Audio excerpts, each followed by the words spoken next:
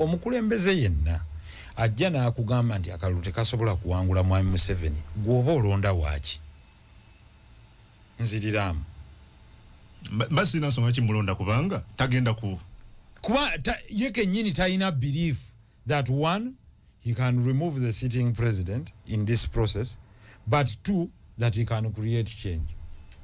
Meaning a alternative, and there is no reason as to why otuyanira obwerero genda n'okolaji banna Uganda be bataddewo embeera eyo ne mwami Museveni ataddewo embeera eyo bwakukuuma ng'oyogera ekyo kiina gwe kiremesa okugenda okulonda kiddemu walugwe kitiiswa oba gwe kigaana okugenda okulonda kuba omumalamu essuubi nti akalulu tekasobola kumuwangula tutuuze ffenna leeta abakulembeze nga bakulemberwa atukulembera wano mu Uganda.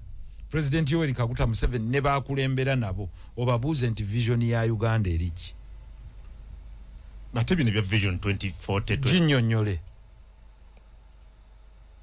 tandika bajogera ku bwogezi ne bagireka yeki owulidde kojja kungu vision yeki mwana wa mama ng'emakuutu minerals bazitutte nga amafuta tugakutte ne tugawa abagwira bannansi ne batasigaza kintu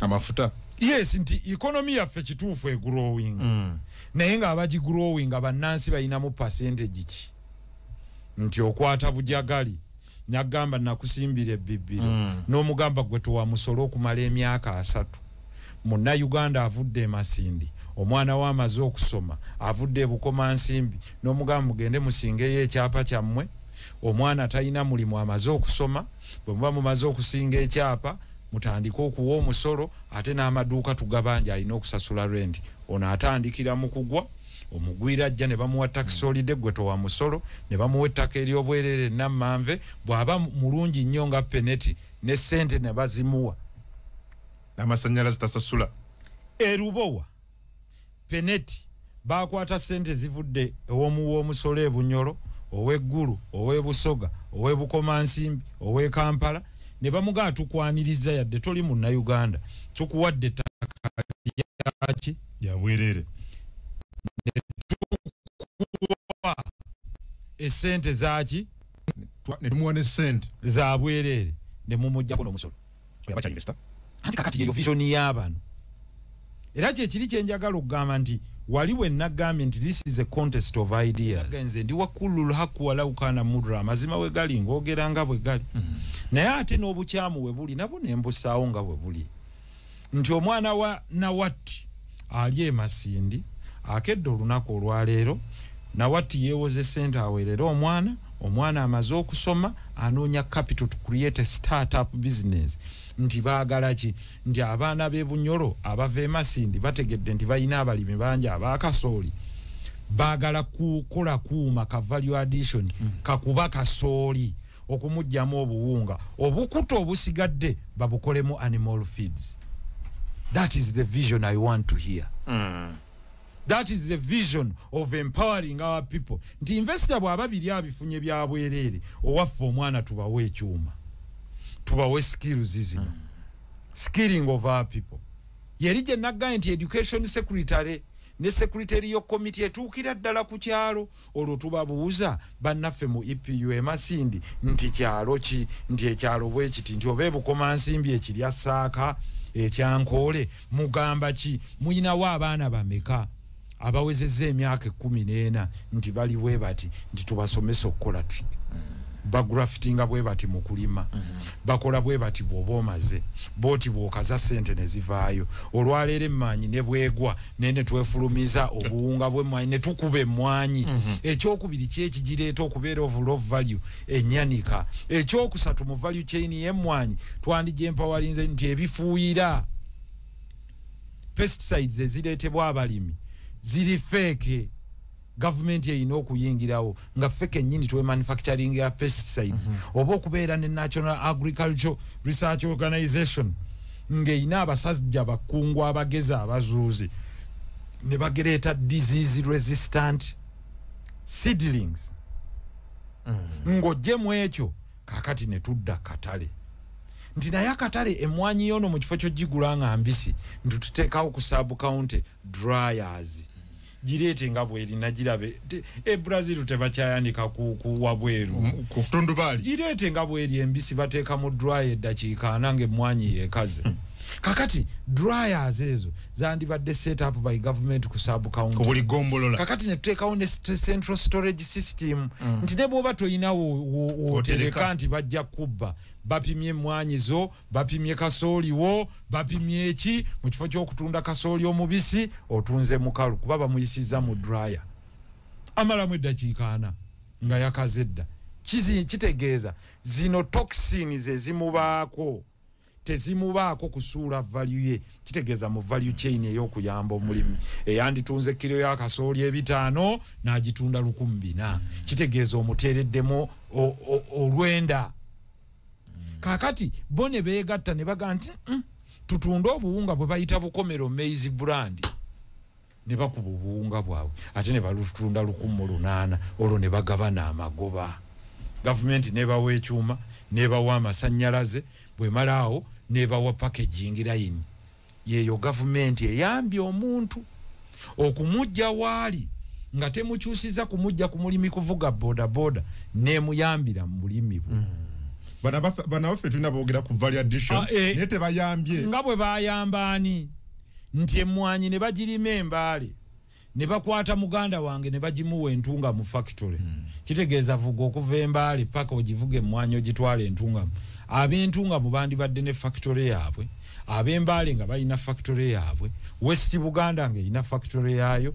East Buganda erina factory ebusoga balina factory naye zino factory z'abalimi nti mu kifo ky'okugamba abantu nti ebikaado bitunzi oyo akuliraanye teekawo factory z'abalimi bano babyeguze nabo bafulumye sukaali tulabe bwe banaatuseera sukaali naye oddidde kampani z'abannaggwedda olw'okuba nti be bano abayindi abafunye ssente ku layisi si mwoyo mubi sibaga nti bayindi because of their color but because of the historical attachment ku growth of sugarcane. Yes, we thank them. Meta Madivani, you've been amazing, you've done a great work, but we are also saying empowerment means that the actual farmers balina okubenefiting amweno value addition tutya nti tulina okudiversifying okuva mu kulilayinga kuba farmers batono kuba producers oba ba manufacturers abasobola okukola katero kuba tukeerenja ne tugandya tukoze katero sukali tumufulumize ku 4-5 because fena twagala okuprofiting aba players batono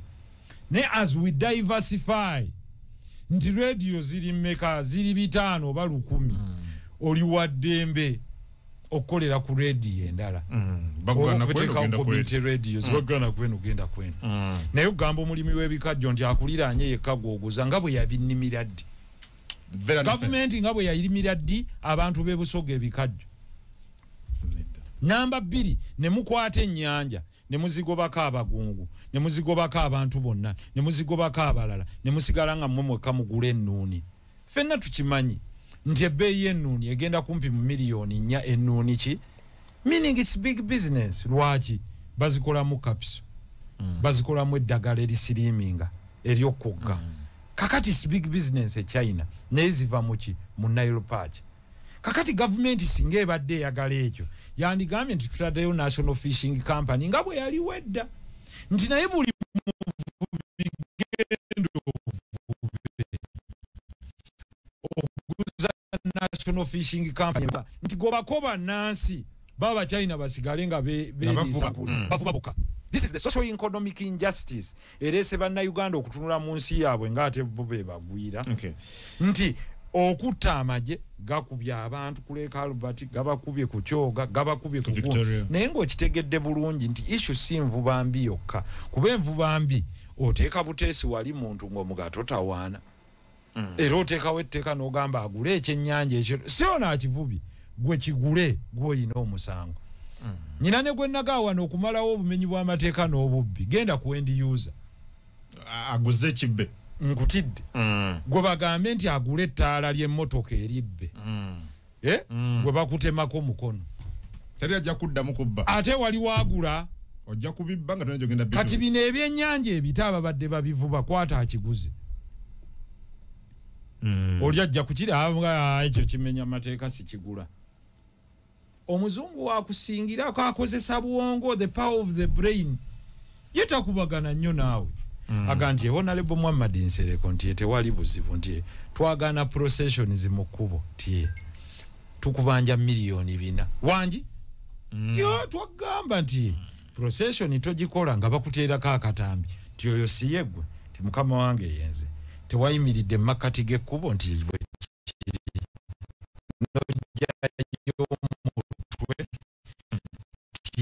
noyimiriza traffic ne okwata embooko n'okubono oba omala budde because ono gwokuba siye mutegeevu ennyo gwe kubansawo ye nti every leader or every person who shall block traffic ng'akola unnecessary procession that has not been authorized by government will pay ne bwaba muyimbi takiddamu anti bakuleetera omuzungu akuleetera biru ku makya ti obanjibwa milioni 5 ng'ateeka attachment warrant ku buli kyabugaggabo garnishing the account ng'ateeka kuli is a strict liability offense. Kitegeeza gwe weewozaako. Okay. Oba ontegedde kyegamba nti transformation z'ensi ezisinga zikolebwa not with abantu naturally mu nsi bamenyi b'amateeka kagube musolo teri ayagala gusasula naye ekibaleetera okugusasula gukendeezeeko gube wansi buli gye gweyongera okuba omungi n'abantu beekyawa oli n'abanga atisse ebintu abireeta n'omusasuza VAT n'omusasuza import duty n'omusasuza surcharge yewoze milioni emu atisse ebintu byakakadde omusolo gwa mitwalo 6 yechawa tayina kyakola kubanga government tomuwadde mulimu ne guno gwe yeetandikiddewo ate nagwo gulumbi government njagala mu debate gye tuli bane President Museveni mugambe nti wagamba abantu nti nkolerera kubasuula mu abasuubuzi. Why do you think they will be inspired to vote for you? Kubanga obagambye njagala mugwe nabo bajja kwagala ogwe. Naye nga ate kyandibadde nti tubeere ne win-win situation. I want to help you grow but also help the factories thrive. Nti tutya nti guno omusolo ogubadde VAT 17% katugilifting katugikendeezeeko wano VAT tugiteeke ku 9%. We attract a stimulus of spending. Kakati bano bwe banaamala okugatharinga capital nti omusolo bwe mba nsuubuza milioni emu omusolo gwa gavumenti guliko emitwalo 10 nguwaayo ndi musanyufu ng'ate ogwo bagukima 10% ku magoba ge mmaze okukola kuba gavumenti bino tebinteereddemu. Nabagamba mutunuulire perfect example y'ensi ezimu nti mugenda ne mwegomba UAE n'ensi zimu naye omusajja yaba advising aba UAE yali mu Iran n'agamba kitaawe w'aba Maktoum ono n'abagamba nti bw'oba oyagala okukuza ensi eno oli mu ddungu naye olina kye tuyita strategic location nga Uganda gyeyina ky'oba okola gy'omusolo mu nsi. Omwarabu n'agamba tunaalyawo gavumenti n'amugamba omusolo si gwe gukuza ensi ekyo baakikuteekeramu eyo yali colonial mentality ky'ova olaba nti Africa sinti yali tekula. Tax is a tool of dominance to show you state power. Buyinza nti nteresa zino mu kifuba nzikozese nga bwe njagala. Naye ate wali yamugamba nti fuula ensi yo tax free ng'abantu basula musolo n'agamba enkeera kampuni z'abazungu zeereeta zokka ng'aggyewo omusolo n'abagamba kati abo abazungu abazze bagamba okuggulawo wano kampuni buli munnansi muweeka ebitundu 3 ku buli 10 bwongo. In short buli munnansi yafuna omulimu nga tagusabye ng'atuddewa waka. Kampuni z'Abachina zonna ne zireeta warehouses mu Dubai n'etandika okubuufuuka free shipping zone and free trade zone. Mu kifo ky'omuntu okugenda Taiwan China ewawa buli omu yatandika kuflyinga ng'agenda wa Dubai yajja ebintu olwo ne bateekawo ennyonyi abaali bayina gundi eri Gulf Air eyawamu nga ya Gulf nsi za Gulf kumpi zonna ne batandika ne bakola Emirates n'endala. Emirates kati ye one of the world's strongest airlines etambula mu buli destination kubanga yajja nga alina okuleeta abantu abalina okusuubula ye na investing mu transport kakati nadda mu kyokubiri ne bamugamba nti gwe ta visa toteekawo nti sabira visa ku embassy omuntu bw'agula tiketi mu nsi yonna aba afunye visa olwaleero bannansi ba UAE batono abagwira be basinga obungi nga bakolera bannansi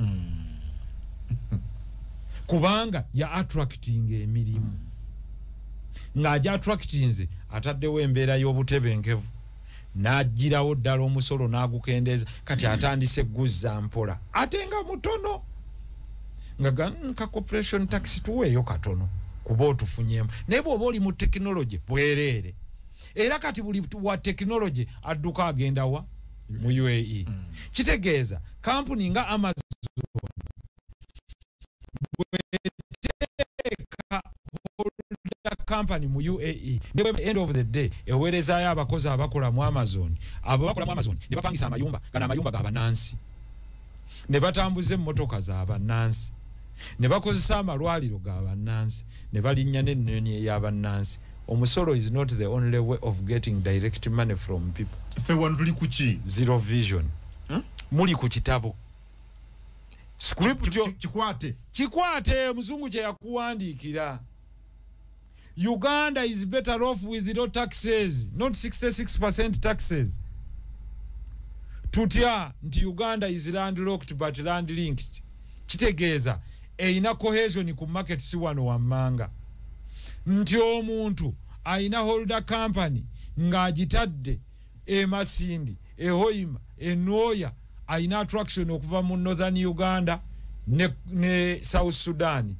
Ne roots eze Congo akakatale ko katusobola okukasavisinga kendeeze emisolo mu kifo ky'omukongo okuflyinga agenda agula ebintu e Dubai abijjewa olwo sente azireke Masindi sente azireke Hoima sente azireke awo wonna ebyo economy bweti bwe sparinga neyeekuza yokka nga tonyunyunse bannansi okuba bannayuganda bayiiya naye mu kuyiiya tetulina kubanyiga ate bagoba bugobi kyekiri kyegambye ate n'omulimi kwati oli ejjaga dola tunazijja wa export kiri kye nagambye abalimi tubagatte tuleke kwogera bwogezi ku value addition naye gavumenti ku bw'abannansi ekwate sente ze tu front loading amafuta ekole factories nga ziri run by nationals abali skilled. You see, honorable kyogedde kinjizukiza ekintu kinayogera ku mpewo wano tulwana ku stabilizing amawanga gatuliraanye yes naye nga practically tetulina kye tutundayo zero to stabilizing amawanga gano ne tu creating ate amala opportunity okugenda okugaggawalirayo kakati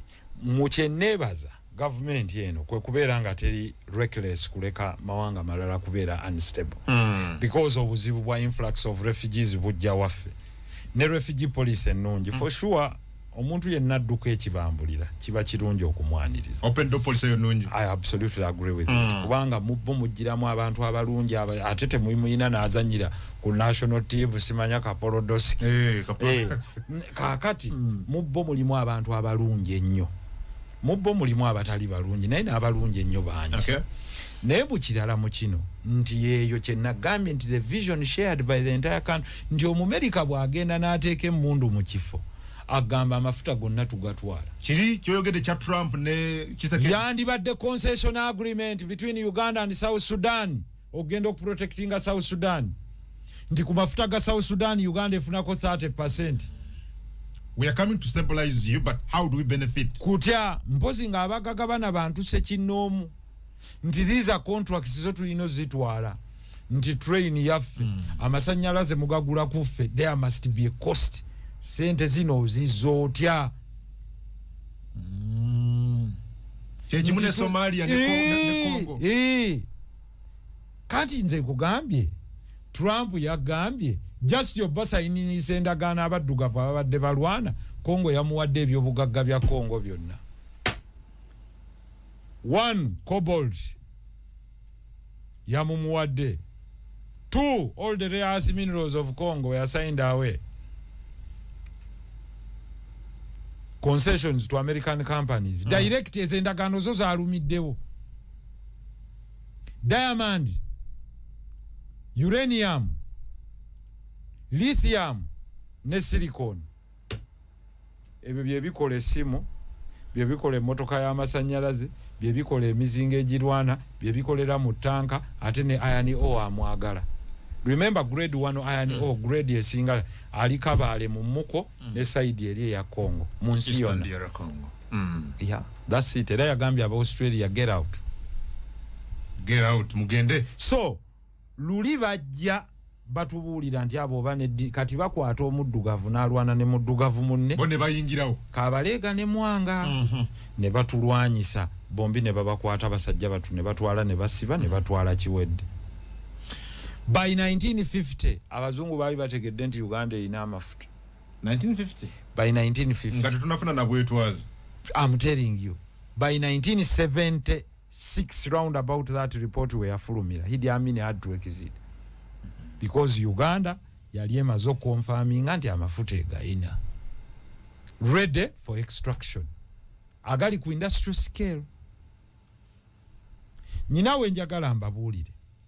Ensi etaliimu kya bugagga teyinza kuba na lutalo. Gwe gyogere. Nga teyina bya bugagga. Somalia ina amafuta. It is the gateway to Eden. True. Iran ina amafuta. Iraq ina amafuta. Syria ina amafuta. Lebanon is strategically located next to Israel. Naina ye ina rare earth minerals. Ate mweyo Southern Valley. Genda maso. Ate wano mu African season no byobugagga nenga tewali lutalo. Mali. Barasha bangemba. Burkina Faso no mwana je akatwala. Ina rare earth minerals. Ina manganese. Baba deba yikirizo wa Namibia. By the way, Namibia ina deposits rare earth minerals ezisinga yazudde gold belt nene na amafuta yensi yoke yakoze ekyafayo eyagambye mu America nkutadde ku blacklist ya visa mudemo muzisabe bupya oyo mukyala tasaga nyamala n'abagamba education ku buli mu Namibia paka mu university ya Bwerere nti omuvubuka katunda ali ebuwama alimo obutunda kuyiikemu ne bukulira emyezi 5 najjamu ensawo 3 buli wiiki oluvanyuma lw'emyezi 5 nayingiza $1.1 million kitegeeza akola $6 omwezi. Can he be a good model for the country? Kakati obono ali middleman wakati w'okugula embuzi n'abazitu atunda embuzi kati bonga nti kungu alina capital wa $2 sisobola muga agenda otekatandike farm olime kinene takisobola naye kungu bwaba ne mentorship ey'omuga you can be a middleman tie laba atunda embuzi suubula embuzi 10 ku $18,000 okay olweggulo otunda embuzi ezo abazaagala $24,000 embuzi 10 $4,000 gy'oliddeko gye $4,000 good morning money, good afternoon profit. Wow. So that comes from mentorship clubs zetuina nti buli mwana waffe omuto youth must get a mentor ali mu business. Oyinza n'omugamba no tonnatuuka ekyo togamba nti omulimu teguliiwo. Omulimu weeguli nti waliwo yambuza honorable guliwa ne mugate weetaaga capital.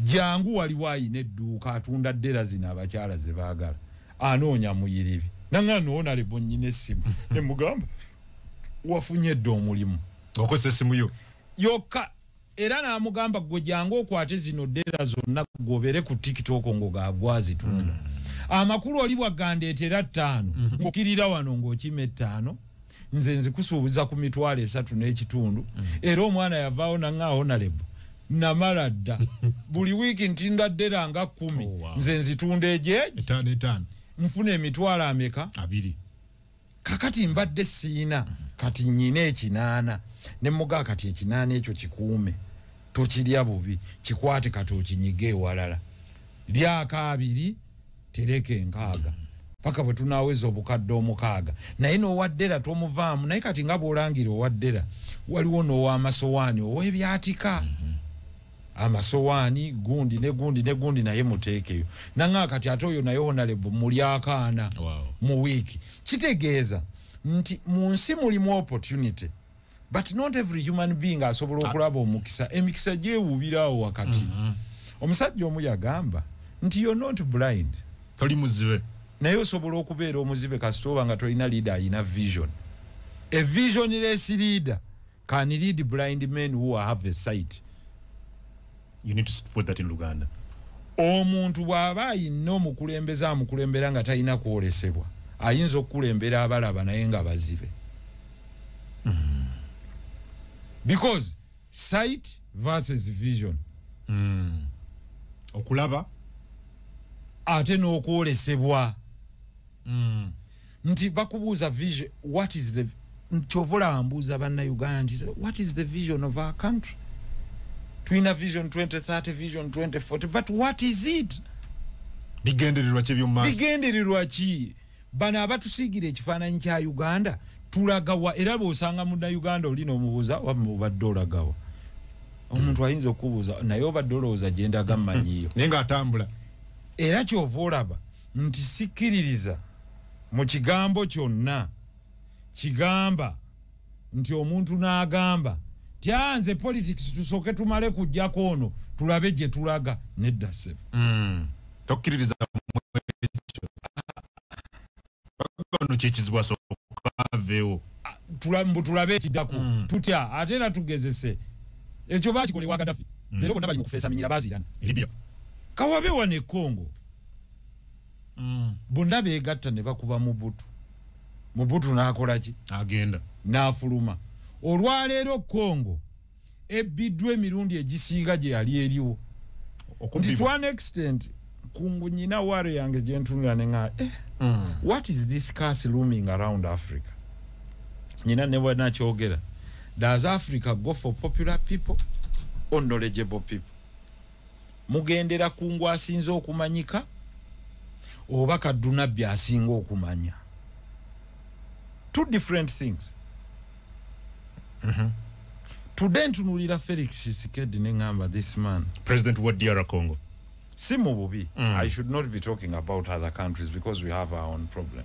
Ne bwe natunulira President Trump nga agamba ladies and gentlemen, we are going to do a deal for Congo and you know what? Congo has given us all its minerals. Wakwata ku mutwe ebyobugagga byayo ebigabira America. Nengamba laba omuddugavu. Laba omuddu. Look at an African. Nagamba, and we made a good deal for all the minerals in Congo. Nengamba, my God.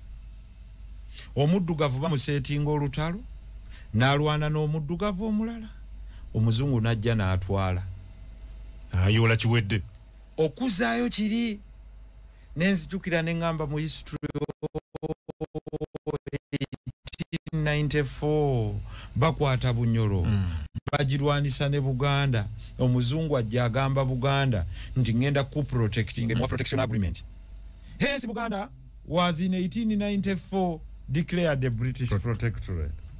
Kumbe bonna tebamanyi nti agenda bazingira wamu ateeke mu sepiki emwali. At the end of the day by 1900 nga bakutte Kabalega bamugasse ne Mwanga we gwawerera 1900 bonna babakubye embooko babatutte Seychelles. Uganda ne bagigatta ne batwala kiwedde because they succeeded in making these two African brothers fight one another because of lack of vision. Mbadde ntunulira olutalo lwa Ukraine ne Russia. And you can see how this comedian called Zelensky has brought mayhem to his country because of being just an amateur, bringing a comedian from anywhere. And these are bring a comedian to manage affairs of the country. These are the mistakes bakafirwa abantu million yemu mu Ukraine today. Abala tebakyabogera. Omumerika yakwata comedian under Biden n'amuzanyisa firimu yennyini naye ng'erimu okuttibwa kw'abantu. Olwaleero bafa ensi bagiridde bakyagiridde paka ekitundu ate nga baali bamugamba kimu teweegatta mu NATO. Call it is our right to go in. Omurasha n'amugamba my friend decision gy'okola is creating an actual threat to us. Nti otugamba ngani comedian bamulumba eneriya abamuwaga kati comedian agamba tuteese ensi bagiriddeko ekitundu naye ne mututeese America ya musainingi endagaano ezaze bayita rare earth minerals abampuliriza rare earth minerals zezikola ebyuma ebisinga okukolebwamu ebyokulwanisa ebimu chips ezibeera mu TV zino zetukozesa radio zetukozesa emizindaalo gye tukozesa buli electronics ziri Ukraine ziri Congo mu Uganda ziri Makutu ebusoga ya ne busoga gye ziri yo the singo baddo kimanyi mu musingo obugagga wano ini Bugweri ini Makutu ini busoga era company ya Australia mu COVID 2021 I think negulawo mining ya rare earth minerals ziba mu Bumba ettaka lye Bumba hakati obanze kudde bana Uganda amaso ziba mu Bumba nile tumanyi ya ziri Makutu era company eyo yateeka mu milioni za dola oba 5 tezisuka na 5 yakatunda emigabo gyayo ndoza 40 ku buli 100 yazitunze obuwumbi bwa dola mu oba buna labo muddugavu atudde ku kyobugagga akigabidde ku bilioni 10 eza Uganda oli akutte ebitundu just 4 ku buli 100 kyekiri kye nagamba ebbanga lyomalanga toyina mumanyi na yakulembera lyebbanga lyemugenda okumalanga omuddugavu muddu wa muzungu nze nkugambye sente ziri e Makutu zimala buli musogo okuva omugagga naye teryagamba ku kigambo kye bayita rare earth minerals nsaba otypingemu awo ekigambo awo wennyini obasomere rare earth minerals in Uganda so kyekyo Zelensky kye yakola bamusayiningisiza endagaano ewaayo these rare worth 10 trillions naye nga bamuwadde ebyokulwanisa ndooza bya bilioni za dola 3 aba America sofa ate be babyekolera tebamuwa sente enkalu ne bamugaateekayo abantu bo babatte kakati omurasha abatta bamulwanisa proxy war at the end of the day batutte ebyobugagga because olutalo oluliwo lwero is who controls technology omuntu yenna controllinga technology agenda okufuga ensi basebo ne banyabo omuddugavu fe tuyimiridde ntunulira vision 2040 if you're not building Uganda to be the most technologically robust country in Africa Uganda agenda kusigala nga muddu nesaba oteekemu rare earth minerals in Uganda okay rare earth minerals in Uganda kuba njagala nnyo programu yebeere na kutambula na kumanya Uganda possesses significant mineral deposits particularly in the Busoga region with the Makutu rare earth project being a key development. These minerals including cerium, dysprosium, erbium, europium, gadolinium, holyminium and lanthanum are crucial for various industries including electronics, renewable energy and defense. Owulidde kakati do you know that rare earth minerals zina value esinga gold? Typing amwao zina value typing amwao ndi twaze kusomesa kanzije yekalirako nga n'akabonero muzindaalo akabonero kamwe muzindaalo kwogera omubala gwaffe the time is now ekiseera kye kino mpankuwe akabonero muzindaalo njagala buli ali eyo ali ku radio agaye nti akabonero muki muzindaalo buli ali ku radio awuliriza kuki ku muzindaalo ke kabonero kaffe nze ddoboozi lyo gwe wuliriza nziraamu nange nkuwe kyoyagala mpankuwe for a radio to exist wabaayo presenting anaakola ki nawuliriza mpankuwe symbiotic existence mpa obuyinza nkuwe services mwetaaga buyinza abantu mbawe service ye mpankuwe okay good today what korea tutambudde tutunuulidde ebintu bino wammanga nti Semazinga ono gwe twogerako wa Africa, continent ya Africa. Why am much of a Pan-Africanist? Njimanyi bulungi nti mwaka gwa 1886 abazungu baatuula strategically batugabane. Tugabanye tya Africa. Naye mu kutugabana okubanga febe batadde ku mmeeza okulya basookayo abantu ne babaga mugende mutukettere beeyisa batya tyabwe twatuuse eri nti beeyawulamu mu mawanga tie mongero baawula tie batwalire eddiini ebaawule ezo nazo ne zitwawula because a united society cannot be defeated. A divided society is heavily porous, weak in nature, penetrable. Kuba erimu enjatika ne bosanga ne bagantya family y'abakungu nti bali kitole bali bumu n'enkulaakulana ogiraba nebe bagamba abo beeyawudde ne mukadde waabwe asooka okufa atwala eddirisa atwala oluggi atwala ki basaanyaawo kumalawo. Kakati omuzungu olwakimanya nti biri bimuweddeko omwaka wa 1000 okuva ddala mwaka wa 1814 14 asatu bali mu industrial revolution etandise 1888 batandise okufuna okwekyanga kw'abantu baabwe ebintu tebimala balwanisa obwakabaka eri ewaabwe bali ne bakyusa amaaso ne bagaa tugende tulumbe eno wansi kubanga waliwo battle of dominance ejja naye ani musiru mu nsi naga waliwo yagera akagero naga nti abasajja basatu bagenda eri Katonda nga kuliko omuzungu omu nga kuliko muyindi muwarabu mu China omu n'omuddugavu omu. Katonda n'ababuuza nti mubadde mugamba ki buli omu asabe kyayagala. Omuzungu n'amuganze ssebo mukama wange nti nkusaba magezi nfuge ensi eno yonna. Ye muzungu. Katonda n'amuganga kuwadde n'amugamba tolina kirala kyoyagala nti nze bwompa amagezi agafufugaza ebitonde byonna nemba nga nze abifuga oba omaze. N'amugamba gwe genda. N'agamba omuyindi mu China muwarabu gw'obadde ogamba nti affe tusaba bugagga tube ne ssente n'endowooza nga ffe tukontrolinga ssente abalala nga batuvunnamira. N'amugamba naawe nkutadde ne zireeta omuddugavu. Muddugavu lwe yatuuka n'amugamba gw'obadde ogamba kyo. Muddugavu n'agamba nze mbadde mperekeddeko bawerekere nga tulina ekizibu nze nabawerekedde. N'amugamba tolina kyogamba nti kyonna kyompa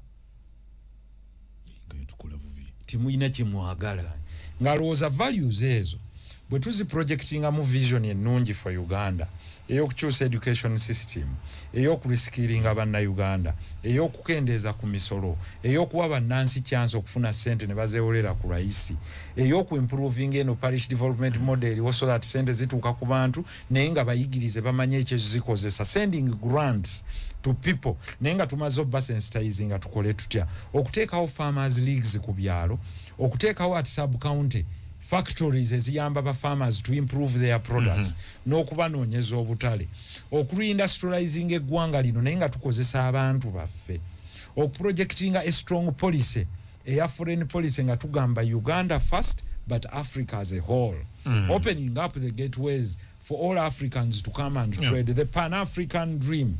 Omuntu oyo awuliririza mu ekyo tusala unemployment rates to reducing taxes to improving infrastructure nga tusala cost of labor tutya nti abasibe baffe abali mu makomera abasobola okuzimba enguudo zino ti mu kifo ky'okugaba contract mu kyeyonoonere kwata bannaffe abali mu makomera ba convicts n'abamu abali ku remand abaagala mu kifo ky'okusasula omuntu emitwalo 2 okubeera ku site ne baleeta omusajja omusibe okuva e China n'azimba wano nti tukwata owaffe ne tumuwa 3,300 olunaku waaviira mu kkomera ng'alina skill ng'asobola okuvuga excavator ng'asobola okuzimba oluguudo lwa kolansi asobola okuzimba essomero nga bazimbye amalwaliro nga n'emirimu bagikola olwo bali retooled ekyo bakiyita center of reform ne tusala ku cost ya infrastructure gundi improvement mu ggwanga lyaffe naye nga tu re-exportinga skills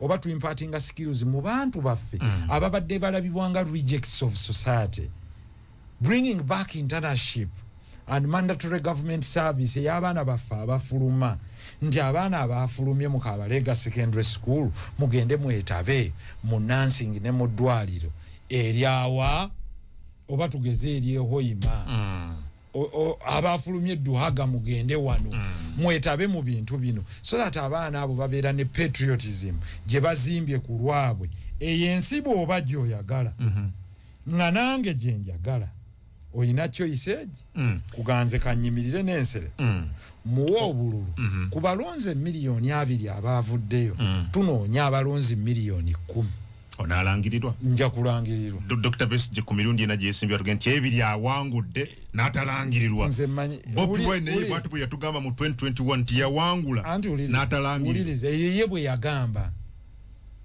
naye obululu bugamba kirala nkiddamu ono yafuna obululu miliyoni 3.6 oli naafuna miliyoni 5.9 bonna b'obagatta obwasigalawo nga tebulonze bwe businga obuki ekugamba nti waliyo ensi eringa Singapore ng'erimu abantu miliyoni 5.9 ng'eproducing obuwumbi buli mwaka obuwumbi 5 n'okusobamu okusinga Uganda, Kenya ne Tanzania ne Rwanda ne Burundi ne Congo ng'ozigasse abayina miliyoni 4 ez'abantu kitegeeza it is the quality of people that you have not the quantity that matters.